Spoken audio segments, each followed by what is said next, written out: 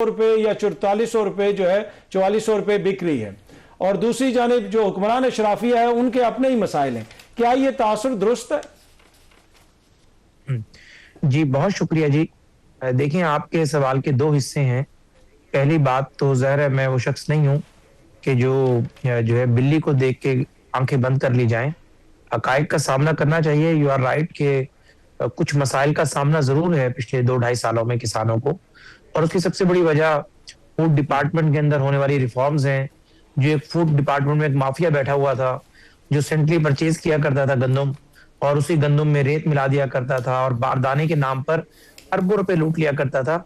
लेकिन ये आपकी बात ठीक है कि जब वो हमने सारा सिस्टम रोका तो उसका किसानों पर एक इम्पैक्ट आया। यानी 250, 300, 400 अरब की करप्शन जरूर होती थी, लेकिन किसानों को 100, 150, 200 अरब का रिलीफ मिलता था, वो भी रुक गया।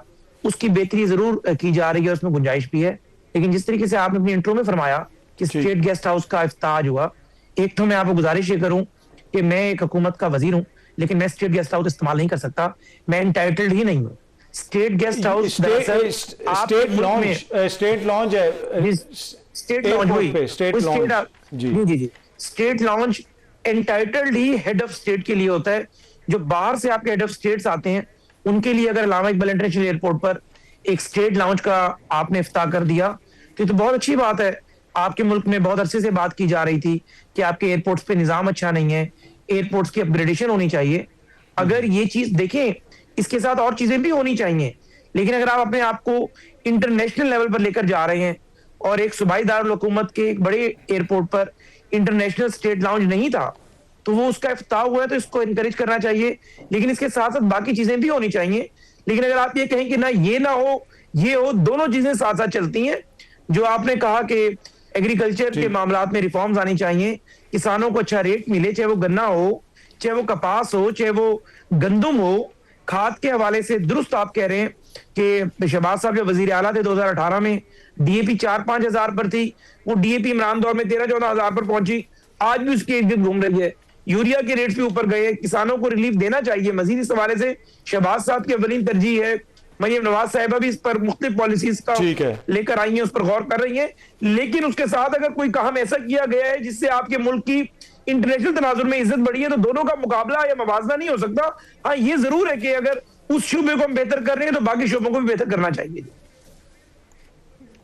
ठीक है। अच्छा, नईम अदर पंजोता साहब, वैसे आज खान साहब से मुलाकात का दिन भी था, कोई बंदा मिल सका खान साहब से आज? जी बिल्कुल नहीं मिल सका जी।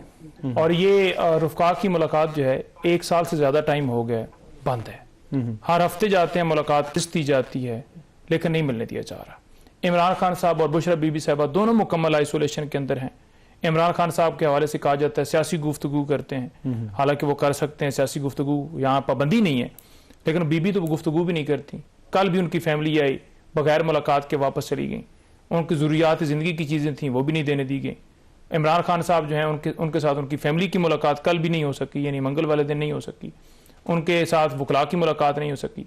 और वो रात को आपने देखा कि जिस तरह फिर एंड पे गिरफ्तारियाँ और गाड़ियाँ पकड़ी जाती हैं, और अब तो गाड़ियों का वहाँ धंधा शुरू हो गया कि जो गाड़ी पकड़ते हैं उसके बाद फिर पैसे लेकर उस गाड़ी को रिलीज़ किया जाता है।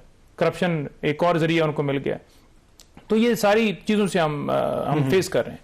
जब तक आपके कोर्ट्स के अहकामात को नहीं माना जाएगा, जब तक कोर्ट्स अपने अहकामात नहीं मनवाएंगी, तो ये निज़ाम इस तरह मजीद तो आप लोग फैसला क्या करना है? अगर वो मुलाकात नहीं करवाते, कोई मुशावरत तो होती होगी ना कि अगले हफ्ते भी नहीं करवाते, उससे अगले हफ्ते भी नहीं करवाते, तो फिर आप इवेंचुअली क्या करेंगे? देखिए, 2 ऑप्शन होते हैं ना। एक होता है लीगल, जो कि हमने अडॉप्ट किया हुआ है, हाई कोर्ट में भी कंटेम्प्ट पिटीशन फाइल किए हैं, साथ सुप्रीम कोर्ट से भी रजू किया हुआ है। दूसरा ऑप्शन होता है एहतजाज का। तो एहतजाज हर मंगल को वहां एक तादाद के अंदर लोग आते हैं। इसी तरह अगर देखा जाए, इसको आगे बढ़ाने की बात की जाए तो स्ट्रीट मूवमेंट यही है कि पाकिस्तान में इंसाफ हो, तमाम बेगुनाह कैदी जो हैं वो रिहा हों, जिसमें इमरान खान साहब की रिहाई जो है वो हमारा फोकस है। मुलाकात रसाई भी है जिसके लिए हम रजू किए और हर रोज आवाज बुलंद करें। अभी भी मैं यही गुफ्तगू कर रहा हूँ। तो क्या इनके पास कोई जवाब, कोई दलील है इसकी? कोई दलील नहीं है जी। बस मुलाकात बंद है, नहीं करवानी। यानी अगर आपने नहीं करवानी, फॉर एग्जांपल कोई रीजन है, तो कोई उसका अदालत के अंदर जाए कि भाई ये रीजन है, हाई कोर्ट का हुक्म मौजूद है, आज उसके बावजूद। आज जो जेल सुपरिटेंडेंट है उनकी पोस्टिंग होगी, अब नए आ रहे हैं, तो शायद चीजें बेहतर हो जाएं। नहीं, देखें, सुपरिटेंडेंट तो वही पॉलिसी लेंगे ना जो ऊपर से हदायत आएगी, वो तो वही करेंगे जो इनके पास हुक्मनामा आएगा। किसान के हवाले से आपने बात की, 2200 अरब रुपए का नुकसान किसान को दिया गया है। किसान के हवाले से बात करते हुए उन्होंने कहा जी कि DAP की और यूरिया की कीमतें जो हैं वो इमरान खान के दौर में बढ़ी थी। मैं खुद जमींदार हूं, आप जरा फिगर्स निकालें, DAP उस वक्त किस रेट के ऊपर था, सोना यूरिया किस रेट के ऊपर था और आज किस रेट के ऊपर है। 3 गुना कीमतें आपकी वजह से बढ़ी हैं। जब किसान के पास गंदम होती है तो गंदम जिस वक्त वो बेचने जाता है उस वक्त आप 2000 से भी नहीं लेते, और जब गंदम किसान से आप ले लेते हैं उसके बाद फिर मार्केट में एक मसनूई वो किल्लत पैदा करके उसका रेट बढ़ा के उस अशराफिया को फायदा दिया जाता है। इसी तरह अगर आप देखें चीनी के हवाले से, आज गन्ना 400 रुपए मन है और चीनी कहां पर है, चीनी 200 के ऊपर पहुंची हुई है।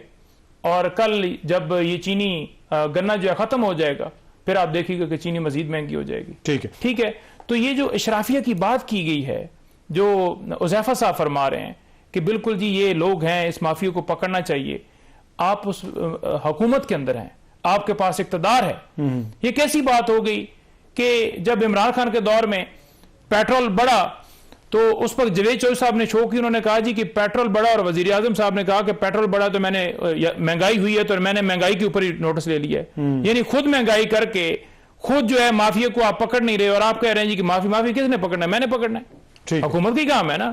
और माफिया की निशानदेही भी लोगों को है कि मिलने किसकी हैं, या शरीफ फैमिली की, जरदारी फैमिली की, जहांगीर तरीन की, ये चीनी वाली मिले उनकी हैं, गंदम वाले भी आप निकाले तो आप इनकी पार्टनर आप नहीं, हमने तो नहीं फिर रखा ना, हमने तो उसका एहतसाब किया। चलो, हमने परवाह नहीं की हेलीकॉप्टरों की, हमने कहा कि भाई जाता है तो जाइए, इंसाफ होगा। चलो मैं जरा याद साहब को भी शामिल। अच्छा याद साहब, सर ये जो डिस्कनेक्ट की हम बात करते हैं कि गुज़िश्ता 3 सालों के दौरान इकोनॉमिक फ्रंट के ऊपर हुकूमत तो ये कहती है कि हमने बहुत सारी चीजों को स्टेबल किया, लेकिन सियासी तौर पे एक डिस्कनेक्ट नजर आता है। इसकी वजह क्या है कि वो अवाम के अंदर वो एक सियासी बयानिया क्यों नहीं बना सके? हुज़ैफा ने मेरा आर्ग्यूमेंट बड़ा आसान कर दिया जब ये कहा कि दोनों चीज़ें साथ साथ चलनी चाहिए ना। जाहिर है कि अशराफिया, लेकिन बदकिस्मती से हमारे यहाँ सिर्फ अशराफिया के ही हकूक़ हैं, अवाम के सिर्फ फ़राइज़ हैं। हमने फ़राइज़ अदा करने होते हैं, उनके हकूक़ हैं जो हमने पूरे करने होते हैं। ज़ाहिर है जब महंगाई करनी होती है तो वो कहा करते हैं हमारे वज़राए ख़जाना भी और वज़राए आज़म भी कि जी अवाम को कुर्बानी देना पड़ेगी, और कुर्बानी के लिए बकरे हम ही बनते हैं, हमेशा ये नहीं बनते। अल्लाह के फ़ज़ल से मेरे कायद की हुकूमत, चाहे वो ख़ुद प्राइम मिनिस्टर हो ना हो, जब भी आई है किसान का बड़ा घर किया है इन्होंने। मुझे याद है पिछले दौर में जब इनकी गवर्नमेंट थी तो ये स्पीकर पंजाब असम्बली है मलिक अहमद, इनसे पूछिएगा कि वो बेचारे परेशान हुए थे कि आलू नहीं बिक रहा, वो कहाँ फेंकूँ मैं उसको आलू को। फिर ये आए, फिर वो हुज़ैफा गालिबन वो जो जिक्र कर रहे थे ना, DAP बहुत महंगी हो गई थी, वो PDM के दौर में हुई थी, लेकिन चले इनको शायद लगता है वो भी इमरान का दौर ही था, क्योंकि होना तो उसी का था। वो अगर वो जो प्लान कर लिया था वो अपनी जगह है। रौला ये है कि ये जो लाहौर एयरपोर्ट पे आज किया है ना मेरे कायद ने, लाहौर एयरपोर्ट मेरे कायद के दिल के बहुत करीब है। ये जब बन गया, तैयार हो गया, तो कायद ने एक जुमला कहा था, उन्होंने कहा हो बड़ी ज्यादती हो गई, इसका लाउंज बड़ा छोटा बन गया है। मतलब ये बड़ा होना चाहिए था ना कोई इंटरनेशनल स्टैंडर्ड, क्योंकि आपको पता ना कायद वो उनका मुगल शहनशाहों वाला तर्ज अमल है, उनकी ख्वाहिश होती है हमेशा कि जी वो गलती हो गई, वो बहुत बड़ा होना चाहिए था, बनना चाहिए था। आप यकीन करें इस अशराफिया को, ये बात शायद करते हैं आम आदमी की, इनको पता ही नहीं है कि आम आदमी की मुश्किलात क्या हैं। ओवरनाइट फैसले होते हैं, बैठते हैं 4 लोग बैठ के फैसला कर लेते हैं। मरियम साहबा ने यह तय किया कि अवाम को रोटी सस्ती देनी, वेरी गुड, लोग बड़े खुश हुए कि जी रोटी हमें सस्ती मिलेगी, लेकिन किस कॉस्ट पे देनी है? किसान का बड़ा घर करके देनी है कि वो बेचारा नेक्स्ट फसल काश्त करने के काबिल ना रहे।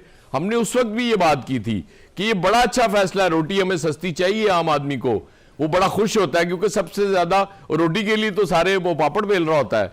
लेकिन उसके साथ अगर आप किसान का बड़ा अगर कर देंगे, अब रौला ये है ना कि एक किसान आपके पास बैठा हुआ है जो ऑपोजिशन में है, दूसरा किसान बैठा हुआ है हुकूमत में है, उस हुकूमती किसान को लग रहा है कि हुकूमत की पॉलिसियां ठीक है, वो माफिया के खिलाफ कार्रवाइयां हो रही हैं, वो रिफॉर्म्स हो रही हैं, इसलिए बड़ा अच्छा हो रहा है। ऑपोजिशन वाले किसान को लग रहा है कि हमारा बेड़ा गर्क कर दिया। तो हम कहां जाएं? हमें तो समझ ही नहीं आती ना। इस मुल्क में ये तो हो नहीं सकता कि हुकूमत वाला ये एतराफ कर ले कि हाँ जी वाकई गलती हो गई है, और अपोजिशन वाला कह दे कि हाँ यार ये काम हुकूमत ने बड़ा अच्छा किया है। तो आपने और मैंने तो यार सुनना होता है दोनों साइड्स पे, और हम इससे ज्यादा कर भी कुछ नहीं सकते। तो ये जो सियासी बयानियां बनाने की नाकामी है, उसमें आपको ये मौशी जो मसाइल हैं इनका कलीदी किरदार नजर आता है? देखें, बात यह है कि सियासी बयानियां आपका नहीं बन सकता। उसकी रीजन ये है कि एक बंदे को आपने चलते हुए इक्तदार से हटाया, फिर खुद एतराफ किया। अच्छा, एक तो ये है कि नो कॉन्फिडेंस मोशन से पहले इनके बयानात देख लें। आपके टीवी शोज में भी आके ये बैठा करते थे, ये कहते थे कि जब तक इस्टेब्लिशमेंट साथ नहीं देगी नो कॉन्फिडेंस मोशन आ ही नहीं सकती। फिर आ गई, आपने कहा जी हमने पहली बार आईनी तब्दीली ले आए आप। उसके बाद फिर आपने एतराफ किया, फजलुर रहमान साहब ने कहा, बाकी लोगों ने भी कहा जी कि बाजवा साहब से मीटिंग्स होती थी, फैज हमीद से मीटिंग्स होती थी, और उसमें यह तय हुआ कि जी नो कॉन्फिडेंस मोशन लेके आए आप। फिर आपने उसके बाद गलती क्या की, आपने इलेक्शंस नहीं कराए। आपने अपने मुकदमात खत्म कराने के लिए उसको एक्सटेंड किया गवर्नमेंट को, जिसकी वजह से आप भुगत रहे हैं। और बदकिस्मती ये हुई कि आपको इस दफा वो जो आपका मुखालिफ था वो अच्छा नहीं मिला, वो डील करके बाहर चला जाता तो ये सारे मसाइल ही खत्म हो जाते। उसने तय कर लिया कि मैं बैठा हूं जेल में, आपने जो करना कर लें।